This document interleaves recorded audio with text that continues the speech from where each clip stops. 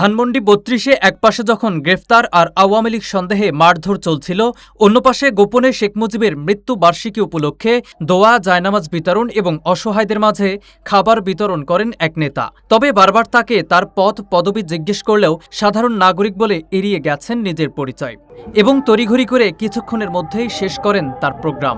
আমি বাংলাদেশের একটা নাগরিক।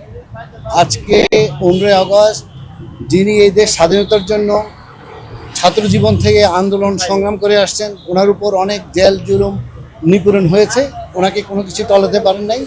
উনি দেশ স্বাধীনতার ডাক দিলেন, ওনার ডাকেই দেশ স্বাধীন হলো, মুক্তিযুদ্ধ হলো। ওটা আমি সাক্ষী, আমি তখন ছোটো ছিলাম। তো দেশ স্বাধীনতার পরে ওনার এবং ওনার পরিবারকে আজকে দিনে 75 হত্যা করা হলো। আজকে আমরা ওনার আত্মার মাগফিরাত কামনা করছি, ওনার পরিবার এবং সকল শহীদ মুক্তিযোদ্ধাদের আত্মার মাগফিরাত কামনা করছি এবং আমরা একটা দোয়া করছি। না, আমি একজন পাবলিক, আমার কোনো পলিটিক্যাল কোনো ক্যারিয়ার নাই, আমি বাংলাদেশের একজন সাধারণ নাগরিক। তো আমরা এখন কিছু অনুষ্ঠানে এখানে লোকজন যারা আছে, একটা পবিত্র টাইমে আমরা অনুষ্ঠানটা করছি, আজান হচ্ছে।